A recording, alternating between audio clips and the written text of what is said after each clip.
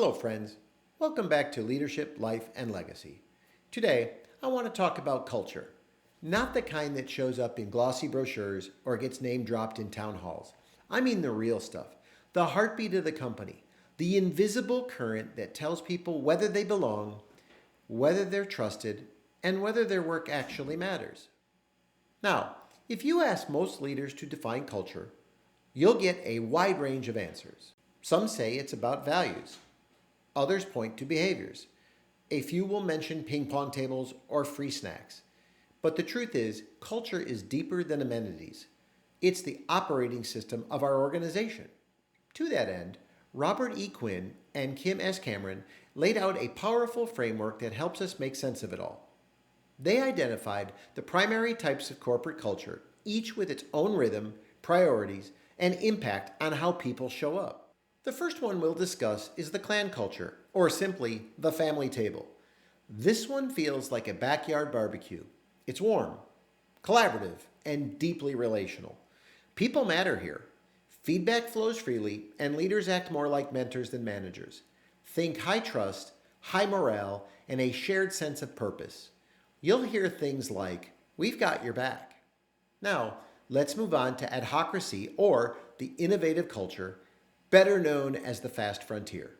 This is likely to be the wild west of innovation, where risk-taking isn't just tolerated, it's celebrated. Ideas fly fast and failure is seen as fuel.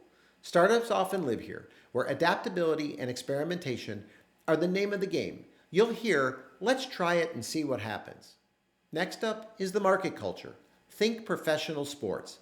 Here, it's all about results. Competition is fierce, and performance is king. Success is measured in numbers, and decisions are made with the bottom line in mind. It's fast-paced, goal-orientated, and unapologetically driven. You'll hear, "What's the ROI?" The last one the authors share is the hierarchical culture, or simply the blueprint. This one's built on structure. Clear roles, defined process, and deep respect for tradition. It's predictable, stable, and risk-averse. Think government agencies or legacy corporations. You'll hear, "Follow the protocol," or "That's the way we've always done it here." In my experience, there are a few other types of workplace cultures to be mindful of. Let's take a look at some of these and their most notable dynamics. First, let's start with the customer-focused culture. This is where the customer is king. Employees are empowered to go above and beyond to create memorable experiences. It's energizing, but it can also leave employees feeling like second-class citizens, especially if internal care doesn't match external service. Next, let's discuss purpose-driven culture. The mission matters. For me, this one hits close to home. These organizations are fueled by a shared reason for being. Profit isn't the only goal. Impact is. Employees rally around causes, community, and legacy. It's magnetic, but it can also mean slower growth if purpose outpaces performance. Now, let's discuss the creative culture. This one is all about storytelling, design, and emotional resonance. Teams collaborate to build something beautiful, meaningful, and new. It's inspiring, but the pressure to constantly create can weigh heavy. The last one I'd like to discuss today is what I refer to as the cult-like culture. These environments often blur the line between strong culture and unhealthy obsession. Charismatic leadership coupled with unquestioned authority, where the leaders are treated as infallible. Their vision is elevated to near mythical status, and dissent is quietly punished, and in some cases even publicly shamed. It's common there is an us versus them mentality in play. Competitors, critics, or even former employees are vilified. Loyalty is measured by how fervently you defend the leader or the company, even at times where they are wrong. At the same time, there tends to be blind devotion to mission. Employees are expected to sacrifice personal boundaries for the greater good. Oftentimes, in these instances, long hours, skipped vacations, and emotional burnout are normalized as signs of commitment. Social control through peer pressure is clearly in place. Culture becomes a mechanism for conformity. People are rewarded for fitting in, not for thinking differently.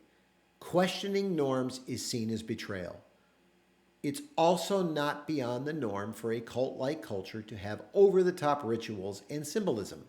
For instance, slogans or chants, hyper stylized events, and internal mythology reinforce group identity. These rituals often replace meaningful strategy with emotional manipulation. The last element of cult like culture is suppression of outside influence. External ideas, benchmarks, or feedback are rejected. The leader, possibly the company, believes it's special and immune to all outside scrutiny.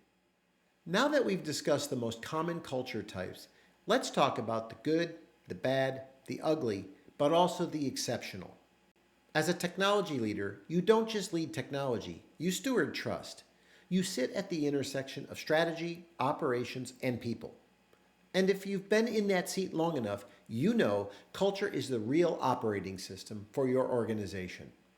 It's not written in code, but it governs everything from how teams collaborate to how innovation scales, from how crises are handled to how legacy is built. So let's break it down. We will start with the good, how a good culture enables transformation. In high-performing organizations, culture is the silent accelerator. It's what allows bold strategies to take root. It's what turns digital transformation from a buzzword into a lived reality. As CIO at Jack Henry, I saw firsthand how a people-first culture could fuel enterprise-wide change. We didn't just deploy systems, we built belief. We didn't just modernize infrastructure, we modernized mindsets. Good culture shows up in cross-functional trust. An illustration of that is where tech, operations, and the lines of business are all speaking the same language and are foundationally anchored with psychological safety. For instance, it's when engineers are raising red flags without fears. In good cultures, people have a shared purpose. Everyone is rowing in the same direction, even when the waters get rough. Next, let's take a look at the bad, how a bad culture stalls progress. So what happens when the culture you've got isn't just less than ideal? In fact, it's actively working against your people. This is when your culture becomes the bottleneck. You've likely seen it: turf wars between departments, resistant to change, masked as risk management, innovation initiatives that die in a committee. In these environments, technology becomes reactive, talent leaves, and transformation efforts stall, not because the strategy was wrong, but because the culture couldn't support it. We all know that usually the ugly follows the bad, so let's discuss how an ugly culture breeds distrust. The ugly side is not just a bad culture, it is a toxic one.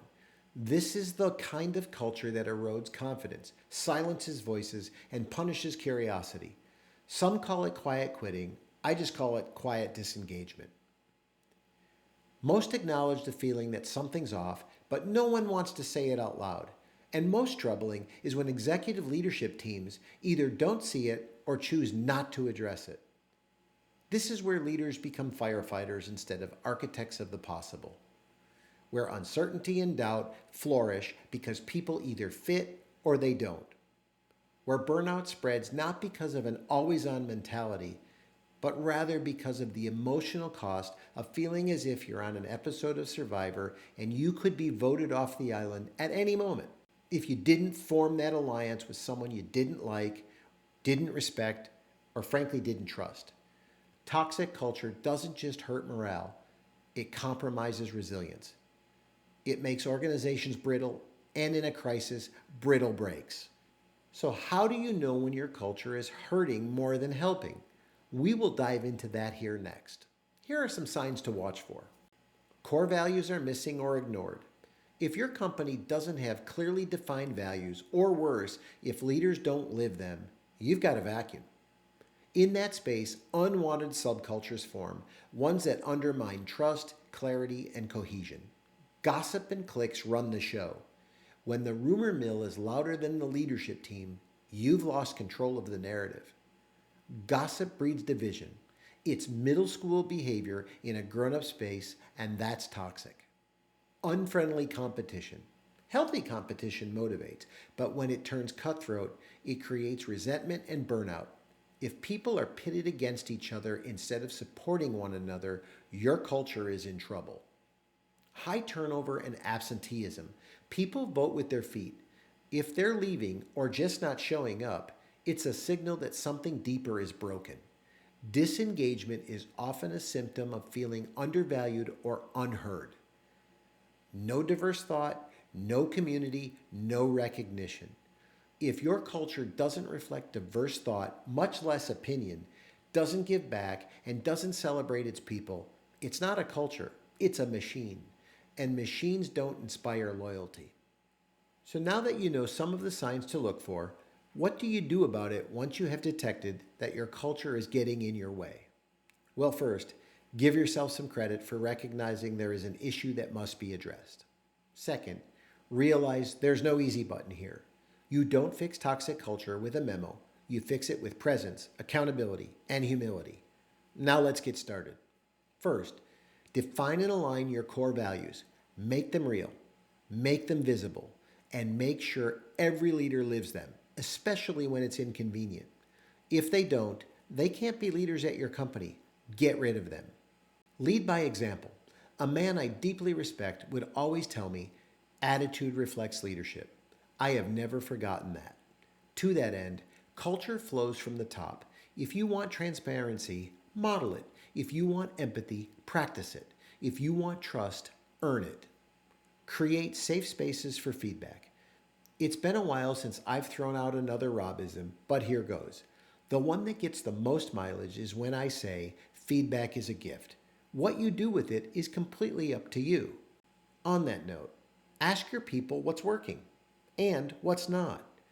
Exit interviews, engagement surveys, and candid conversations are gold mines for insight. That is, if you treat them as more than just a formality or a checkbox. Recognize and reward often. Don't wait for the annual review. Celebrate effort, not just outcomes. Make appreciation part of your rhythm. Invest in growth and inclusion, support development. Promote from within. Hiring for culture, not just culture fit. Build a team that reflects the world you serve. So you recall, I added a section in the good, the bad, and the ugly. I referred to it as the exceptional. Let's discuss the impact of an exceptional culture, one that builds legacy.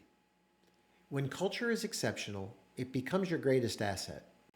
It's what allows a leader to lead not just systems, but succession.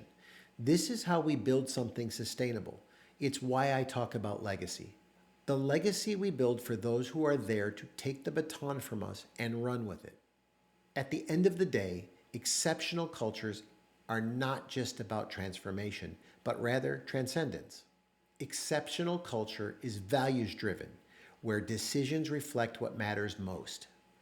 It's also inclusive by design, where every voice shapes the roadmap.